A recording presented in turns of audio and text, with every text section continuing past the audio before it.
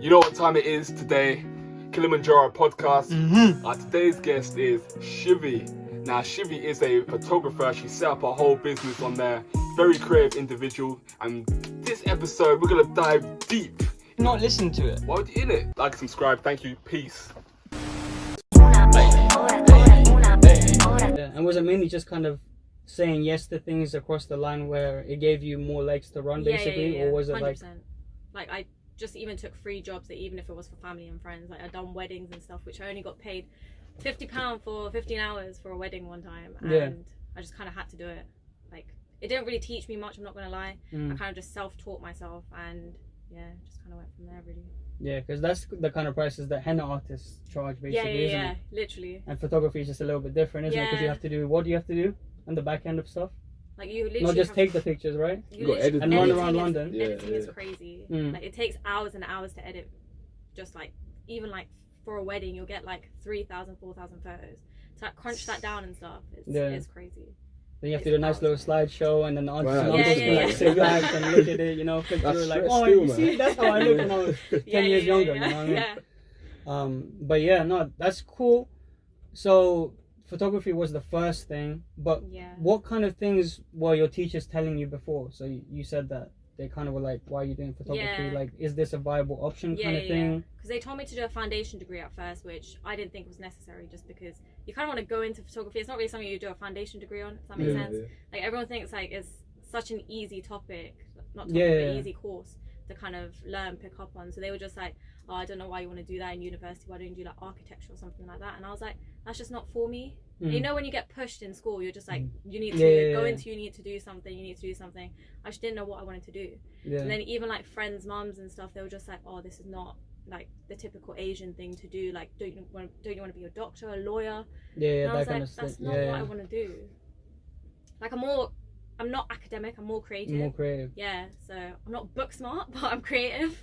Yeah. So was that the thing? Were you like not that book smart, so you leaned into the whole creative thing? Yeah. So I used to take art, film studies, and photography. Oh, everything. Everything creative, innit? I don't need no numbers in front of me right now. Literally. Yeah, okay. Yeah. I still haven't even passed my maths GCSE.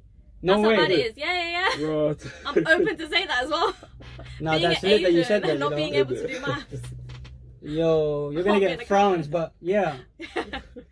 I guess with photography, I kind of looked down at it as well until I had a girlfriend who was a photographer. Yeah. So I was with her for like 2 years, and I did look down at it. I was like, okay, you picked a dumb person subject. You know, you kind of tease your girl when you're in a relationship, right? Yeah. So you're like, oh yeah, no, but I do this and you do photography, innit? Like, come on, like, don't talk to me like that kind of thing. You know, put some respect on my name. But what do you say to people like that? I'm just like, there's so much that goes into it. Loads of people nowadays know how much it takes to be in a creative field. No, like, no, of course. It takes so much, like editing, just even like speaking to clients, like we don't have time for it. Yeah. So it's like getting an assistant, all of that, like everything adds up. You have an assistant as well? I don't. But I really should get one. You know? I really should get one. Oh, no. You were putting out on your story that, hi guys, I'm looking for an assistant. Yeah. Kind of like loosely putting it out there for the future. Because at events, it's so boring just being by myself. You need a vibes assistant, innit? Literally, I was in it. Exactly. And I was at an event like 2 days ago, and the videographers just weren't talking. I was like, I'm like making conversation with you, but you guys are just like into your work and that's it. And I'm just like, I need someone to talk to. It's so boring. Yeah. That's the thing, isn't it? Yeah. And we were talking about it earlier, right? Like, when you're at your desk job or when you're at a workplace, you kind of don't say anything to people because you want to appear like you have it all together, or you're more organized than you are, or you're scared that people are going to see that you're unorganized, and then you don't say stuff. And I've been in that position in the workplace, right, where I'm like, I'm not going to talk to this person even though they're like opening up conversation, because I want to wait an hour or half an hour so I can do the digging behind what you've asked me, so that I can give you the right result. Yeah. You know? I guess it's two different sides, I guess. Yeah, but you'd expect that from people in desk jobs, isn't it? Not people who are creatively driven, who are in the field that they want to be in, and they're not saying shit. They kind of have to mingle. Like, come on! 24/7. Like, talk to Shivy. Where's the vibes, fam? You need the vibes. There's no equilibrium, is it? The equilibrium's off. You see that? You see the low. You know, it's not selling yet. Okay, it might be at this point, isn't it? Huh? Is it merch? No, it's not much. It's just, I'm trying to make it a clothing line, but for now, I don't really want to buy any branded shit because, you know, back in the days, like, we all kind of get caught with like 100%. Calvin Klein or like, you know, Michael Kors watches for girls, Yeah. for example. We all Right get now caught it's in that Trapstar. stuff. Right Yeah. now it's Trapstar, you know, with no source to plug, putting Yeah. everything out there. That guy is going crazy, you know. We're gonna DM him as well because we DM everyone, you know what I mean? But yeah, no, this has always been my kind of status on WhatsApp or anything, and the ethos behind this podcast. So yeah, that's what it is. Thank you for asking about it in this episode. But yeah, let's go back to how you would respond to people who would look down at you for photography. Yeah. Because I have this hypothesis, right? Where it's like everyone who is pushed or everyone who is told you can't do something, they take that and they use that form of resentment as fuel. Yeah, 100%. Do you feel like you were like, you know what? These guys think that I do photography. Yeah. I'm not as intelligent as them, or I should be doing a 9 to 5 because it's not stable. They don't have belief that I can run a business by myself independently 100%. and the finances as well. 100%. Like, so many people like just look down on you, and I've had so many people say to me, you can't do this, you can't do that. Like, how are you making such an income just by doing photography? And I'm just like, it kind of took me a while to like kind of process it and kind of think like, okay, I can actually do this for myself. So that's like last year I started doing it more because I was seeing someone and he kind of told me, you need to do a 9 to 5 job if you want this to be like a long-term thing. And I was like, it made me think. I was just like, okay. And it was like a But that's how most guys would. That's how I would think. Yeah. To be fair, Yeah. I'd be like, yeah, you know, you'd want to like keep yourself stable a little bit, right? But that might be because at the time that you asked me the question, I'm not willing to do that for myself. Yeah, 100%.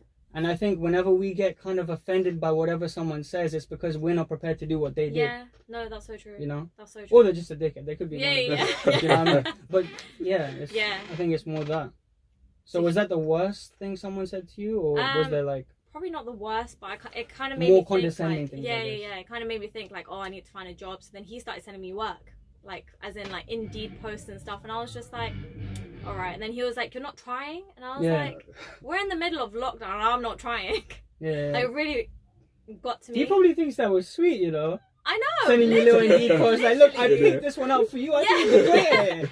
Like, come on. He was like, I'll help you prepare for the interview and stuff, and I was like, I don't need your help. Yeah. Like I was like, I can run my business by myself. I'm not doing it in lockdown right now because we can't go out. Yeah. I was doing bits and bobs outside because like London was empty, so like fashion shoots outside and stuff. And then he was like, but you should be doing more. You should be getting like more of an income in. And then now he sees me and he's just like, wow, you've really upped your level now. Yeah. And he actually said, sorry if he sees this, but he actually said this was all because of him. So like everything that I've done now is because of him. Yeah, I mean, and I think guys like to do that anyways, isn't it? They like to take credit for what their girl did in a relationship or whatever. And I feel like, okay, so I've done this myself, right? Where I've been like, okay, I'm gonna feed them like nuggets of positivity, right? I'm gonna like kind of hold their hand through certain things. I'm gonna give them good advice as well. Yeah. You know, that will like take them to the next level of like, okay, yeah, you know, comfort zone, kind of like the shit that I do over here, right? And then in my head, my ego says to me, oh yeah, you know, it's all because of you that you did that shit. Yeah. All because of you that she's now excelling. Yeah. But then obviously you realize you come back to reality. You take your big head out of the way and you're like, oh, no, exactly. Okay, she did that because she was already driven to do that. Yeah. And you were just another person who added on to her resentment. Yeah, that's true. Do you know what I mean? Yeah. But I mean, we grow from it. Yeah. I mean, I am where I am because of me, I think, anyway. Well, yeah, no, obviously, like, even if someone's thrown you a bone, that's just another person who's thrown you a bone. Yeah. Right? Yeah, it's all up to you, Yeah. 100%. Did you have that kind of resentment, or did you feel that when you started your producing thing? So were people saying, oh, yeah, what the fuck are you doing? Making beats, bam, bam, bam. You know what? I don't even know, you know. No one's like, I've never had... Dusty, you doing keyboard things. Nah, I've never had someone like, proper, try and shut me down and be like, oh, what are you doing? I mean, maybe behind my back, innit? I don't know, but... Oh, I mean...